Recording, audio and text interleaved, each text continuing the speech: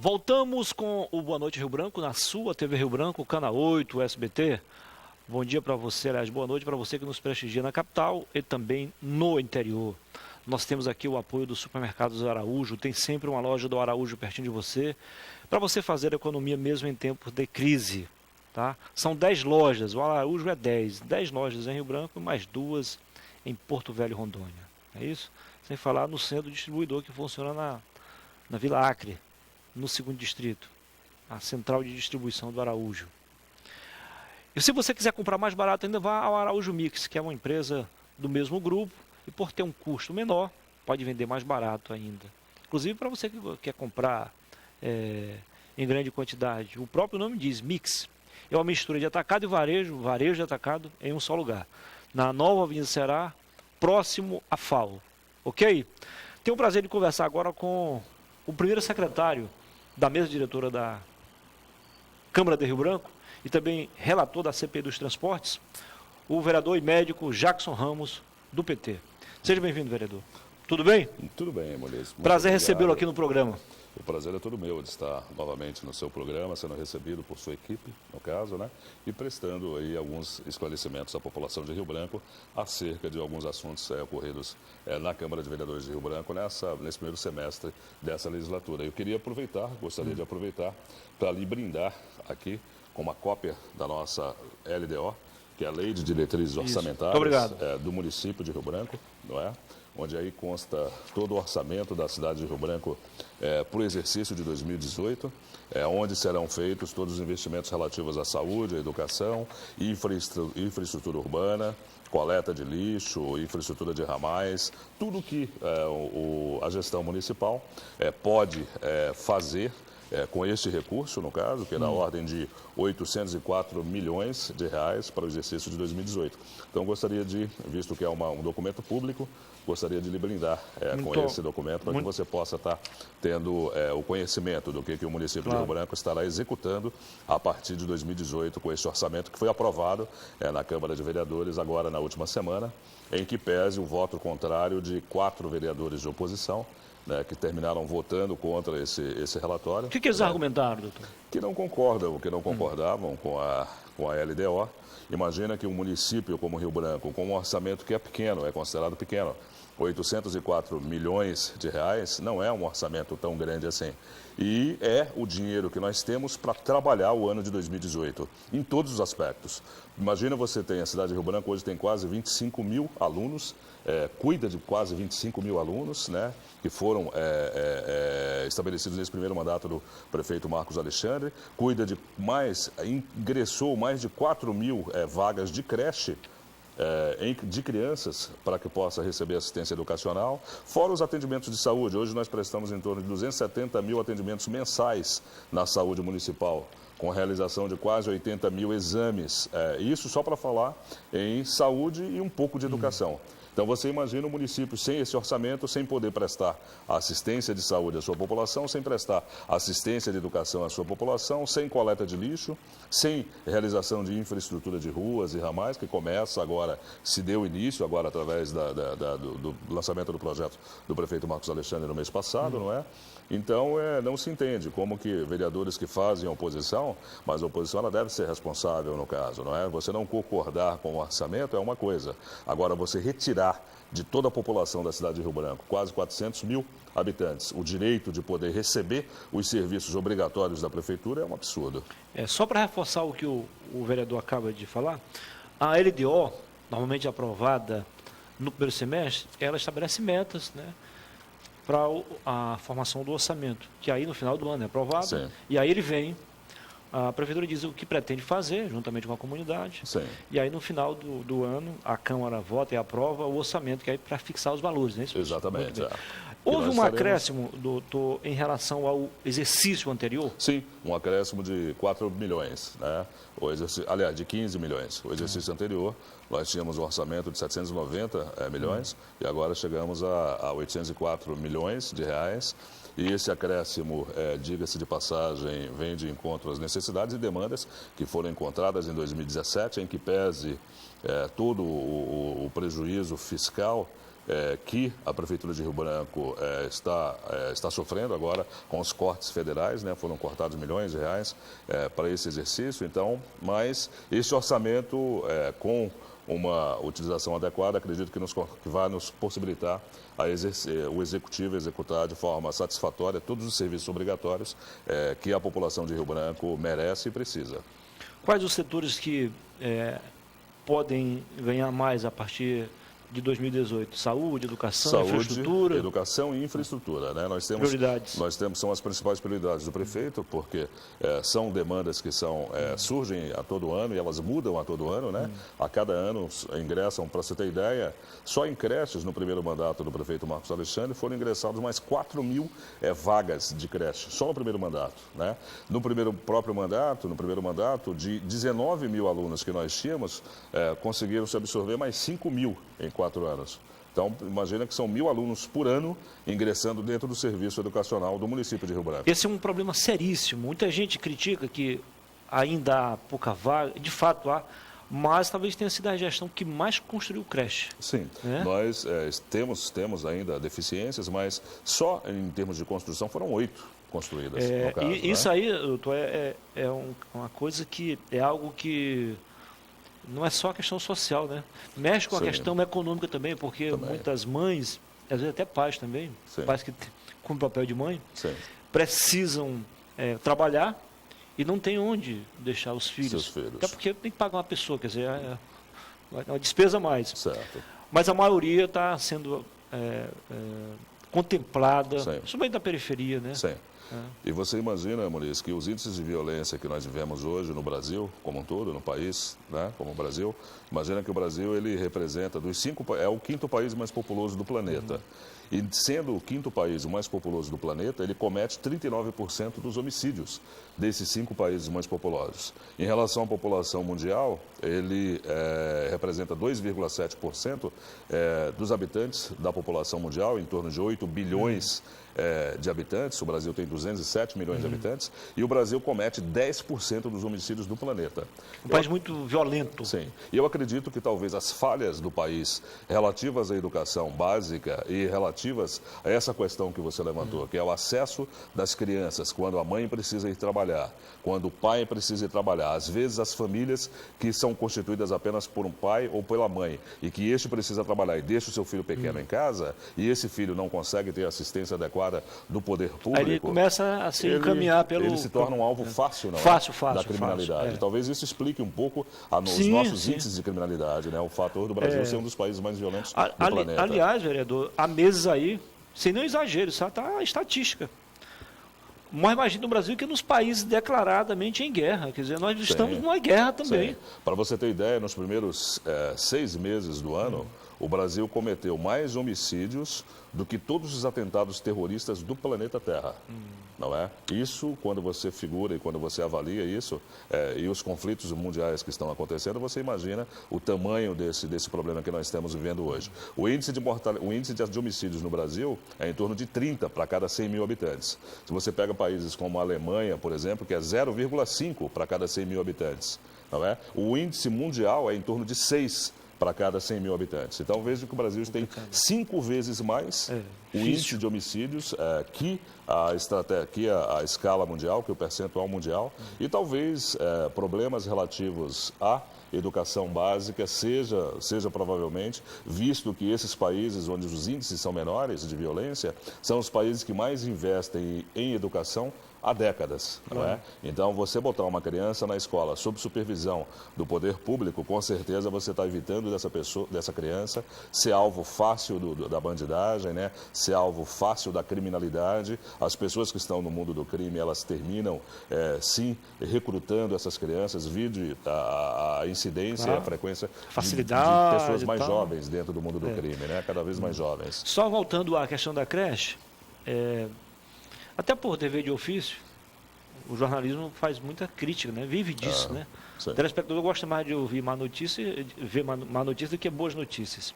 Sim. Mas a gente precisa também fazer alguns reconhecimentos, se não for para falar em elogios. Eu visitei algumas creches, as antigas e as novas. As atuais. Que maravilha. Eu acredito que ainda não está no padrão que a prefeitura queria e nem do que a população merece, mas melhorou muito. Certo. Não só o espaço físico, tudo bem planejado, mas também, e acima de tudo, digo, o preparo dos profissionais que vão cuidar dessas crianças. Exato. O prefeito Marcos Alexandre agora acabou de absorver 1.300 no concurso público, último concurso da educação, 1.300 professores, não é? E parte desses professores destinados de toda a rede municipal de ensino, claro, 79 escolas da rede municipal de ensino, mas destinados também às creches, né, onde eles possam estar otimizando, colocando para conduzir essas crianças, especialistas na área pedagógica, para que possam estar dando uma orientação e um cuidado específico e especializado a essas crianças, para que nós possamos ter uma continuidade dessa formação da criança, recebendo e entrando nesse processo educacional a nível de Rio Branco, e a partir do momento que ele passa a utilizar a escola gerida pelo Estado, o ensino médio e o ensino fundamental mais avançado, ele possa ter a base concreta para que nós possamos melhorar, inclusive, nossos índices educacionais. Começa por lá, né? Começa por lá. Começa no início. Esperamos que a Prefeitura consiga manter esse padrão, porque tem um custo alto. Sim, altíssimo, né? Mas, então, e não basta só gostar de criança, tem que ser capacitado para isso, tem que receber a formação específica, né, Antônio? Claro. A formação específica na área. Voltamos agora à Câmara. Ontem eu conversei coincidência não, com 2 vereadores de oposição. Pois não. Lene Petecão e com, aliás, o Jarude. O Emerson Jarude foi eleito pela bancada da Frente Popular, mas ele adotou uma postura meio independente, né? Exato. Tudo bem, a questão dele a gente tem que respeitar também. E aí eles criticaram com relação à CPI dos transportes, da qual o senhor foi o relator. Afinal de contas, ele disse que vão recorrer ao Ministério Público. O senhor acaba de falar que o próprio Ministério Público participou ativamente, inclusive do TAC, né, que é o termo de ajustamento de conduta. Sim. O senhor acha que isso pode haver alguma mudança nesse relatório? Não, de forma alguma. Inclusive, uma das recomendações do relatório, que eu quero também aqui trazer como cópia para você, lhe presentear com esse relatório, para que você possa ter acesso a cada um dos parágrafos e cada uma das observações que nós fizemos nele. Se você observar as conclusões finais e nas recomendações, são nas últimas 3 páginas, dentro das conclusões, nós reconhecemos, sim, que existe algumas adimplências fiscais das 2 empresas que fizeram a renovação dos contratos, mas no momento dessas renovações, em 2014, foi chamado o Ministério Público, foi pedido um auxílio do Ministério Público pela própria Prefeitura, para que se pudesse, junto à administração municipal e o Ministério Público, estudarem todas as adversidades jurídicas e fiscais que as empresas ainda tinham como pendência, para que se pudesse estabelecer uma condição onde se pudesse ou não, se determinasse onde se pudesse ou não fazer essas renovações de contrato, não é? E aí o próprio Ministério Público entendeu, e a Procuradoria Jurídica do município, através de estudo detalhado de todas as pendências fiscais das empresas, que não seria impeditivo que o município fizesse a renovação desses contratos, visto que o contrato inicial ele rogava um período de 10 anos, com prazo de prorrogação para mais 10 anos no total, totalizando 20 anos, não é?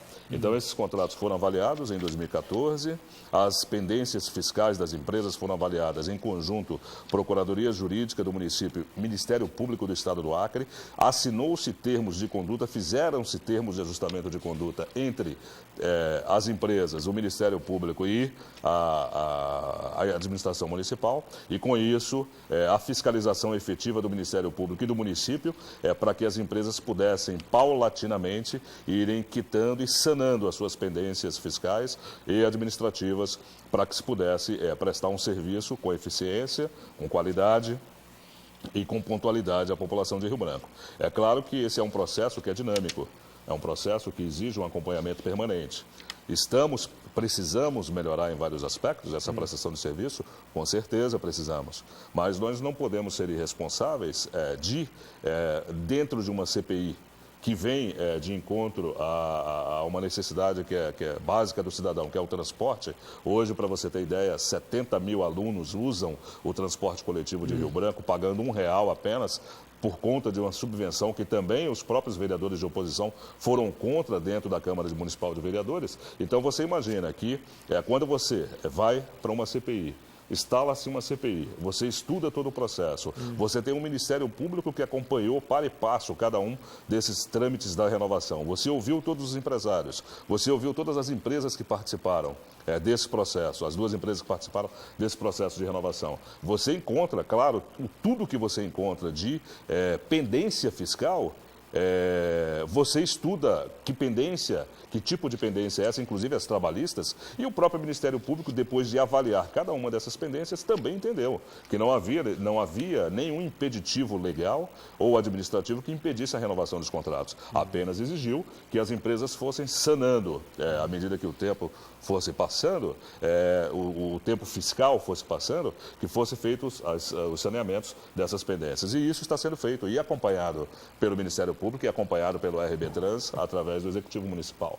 Né? E que fique bem claro, né, que a comissão ela não tem função punitiva nem caráter judiciário. Sim, de forma ela recomenda, alguma. ela propõe. Né? Ela investiga e ela encontra o que ela encontra, ela encomenda. Inclusive, nós estamos recomendando, estamos encaminhando cópia desse relatório. Se você observar lá no final, dentro das deliberações finais, nós temos o encaminhamento desse relatório ao próprio Ministério Público, à gestão municipal, ao Executivo Municipal, com recomendações, inclusive, de continuar o processo de fiscalização, continuar um processo de apuração. Nós entendemos que a população, ela precisa, sim, receber um serviço de qualidade, um serviço público de transporte de qualidade. Mas também nós entendemos que nós não podemos ser irresponsáveis o suficiente para dizer que o serviço não está sendo útil à nossa população. Não é? Nós somos quase 400 mil habitantes que precisamos desse transporte coletivo. A cidade de Porto Velho, que é a nossa vizinha aqui ao lado, se você tem ideia, apenas 60% dessa população é atendida por transporte público municipal, porque algum tempo atrás, uma Câmara Municipal de Vereadores e o Executivo Municipal terminaram tomando algumas medidas que fizeram com que os empresários fugissem da cidade. Hoje, 40% da população de Porto Velho é atendida por donos de vans, que não recebe fiscalização nem treinamento adequado para fazer o transporte coletivo. Ou seja, resolveram um problema e criaram outro. Eu acredito que nem resolveram, resolveram. Né? Não resolveram, só criaram um problema a mais para a população. Então nós temos hoje, inclusive, o apoio do sindicato dos servidores, que são mais de 1.000 servidores dessas empresas. Ele está apoiando esse relatório da CPI, inclusive o Marcos, que é o presidente do sindicato, vai até a Câmara de Vereadores de Rio Branco agradecer a forma responsável com que esse relatório foi construído, porque ele também entende e entendeu, ele sabe dos problemas, ele vive por dentro desses problemas que existem ainda, de problemas inclusive dos trabalhistas que os servidores têm, mas que estão sendo sanados, e ele entende que seria muito pior uma empresa como essa ou 2 dessas fecharem e mais de 1.000 famílias perderem o emprego e além da população não receber a assistência adequada, essas famílias desempregadas. Nesse momento, vereador, a gente precisa ser muito cauteloso na hora de pensar, na hora de falar, na hora de agir. Sim, sem dúvida. Será que só as empresas de transporte coletivo estão agindo fora da lei? Será? Né? Não podemos usar 2 pesos, 2 medidas. As outras, claro. E as outras? Exato. Né? Exato. Será que eles gostariam de estar também nessa condição, de ter que assinar tempo de ajustamento de conduta, de sofrer pressão da população, de sofrer crítica dos vereadores, de todo mundo? Não, acho que não. De jeito nenhum. Né? Então, eu acho que nesse sentido tem que haver o bom senso. Sim. Também não podemos deixar correr solto. Claro, o Ministério Público está aí agindo. Ele sabe que tem legislação, que tem regras, tem normas. Né? Está há 54 anos dentro do Estado prestando exatamente. serviço. Aí, eles têm um papel importante, gerar emprego e renda. Exato. Né? Então, tem que ir devagar. Com calma, acho que tudo é resolvido. Sim, e se você for avaliar, eu acho que a população, inclusive, avalia isso muito bem, a renovação de frotas. Nós temos uma das frotas mais jovens do país hoje. Embora eles ainda não estejam cumprindo como deveriam, mas gradativamente eu acho que os ônibus estão... Né? Você vê que e o sistema em si também melhorou muito. Claro que precisa melhorar, todo mundo sabe disso. Os de integração, no caso, né? As plataformas o tempo de espera, o tempo de espera, a plataforma de acesso aos deficientes. Hoje, 100% de todas as linhas, elas estão servidas com as plataformas. Não todos os ônibus, mas 100% das linhas estão servidas com ônibus que possuem as plataformas de acesso, no caso, né? Os terminais de integração que estão hoje aí para poder minimizar esse transtorno da espera e oferecendo qualidade no serviço, na prestação do serviço. Bom, só para deixar o telespectador mais informado, olha só, a comissão foi composta pelos vereadores Railson Corrêa, do PTN, presidente, Jackson Ramos, aqui presente, do PT, relator, Célio Gadelha, do PSDB, Eduardo Farias, PCdoB, e Roberto Duarte, PMDB, como membros titulares. Exato. E os vereadores Nogueira Lima, do DEM, e Artêmio Costa, do PSB, agiram como membros suplentes. Então, essa foi a comissão. Vereador, muitíssimo obrigado pela sua participação. Parabéns pelo trabalho realizado como vereador, como presidente da comissão e também o secretário-geral da mesa diretora. Foi um prazer recebê-lo aqui. Caso o senhor queira acrescentar algo, pois não, aí dá espaço. Pois não. O prazer é todo meu, Muniz. Eu quero dizer que a Câmara de Vereadores de Rio Branco, em nome dos 17 vereadores, tanto os vereadores da base quanto os vereadores de oposição, eles estão, sim, com certeza, exercendo o seu papel democrático de apoiar ou ser contrário às medidas adotadas pelo Executivo Municipal. Acima de tudo, o nosso papel é fiscalizar, além de propor leis, no caso, mas nós também precisamos entender que a gestão municipal, que foi aprovada com 63% de votos pela população de Rio Branco, foi o único prefeito reeleito em primeiro turno do PT nas capitais do país. E isso não foi de graça. Então, nós temos que entender que fazer oposição, ela exige uma responsabilidade. Você não pode fazer como, por exemplo, foi feito na última semana, onde 4 vereadores de oposição votaram contra o orçamento, a LDO, que é a Lei de Diretrizes Orçamentárias do município de Rio Branco, tirando da população de Rio Branco 804 milhões de reais, que é 100% do orçamento do município, para trabalhar todas as questões de educação, saúde, segurança, infraestrutura municipal. Então, nós precisamos entender que a responsabilidade, ela tem que existir. Esse relatório foi construído com responsabilidade, com apoio de pessoas que têm compromisso, sim, com a população de Rio Branco. Nós não podemos fazer uma oposição que seja só por oposição. Nós temos que entender as necessidades do nosso município, precisamos compreender que somos uma cidade, uma capital, uma das 27 capitais do país, somos um estado jovem que estamos em processo de evolução, em processo de crescimento e precisamos agir com responsabilidade. Então, eu queria deixar um abraço a cada um dos quase 400 mil habitantes da cidade de Rio Branco, a quase 800 mil habitantes da população do estado do Acre, visto que o seu programa é visto em quase todos os municípios do Acre, e agradecer, Muniz, o seu espaço, trazer e deixar aqui para você fazer estudo da nossa LDO, da nossa CPI também, dos transportes públicos, e te agradecer de verdade, parabenizar mais uma vez o seu programa e a responsabilidade com que você trata os assuntos que são de interesse da população. Foi um prazer. Sucesso. Meu. Obrigado, querido. Depois do intervalo, a gente volta com outra entrevista não menos importante para você. Até já.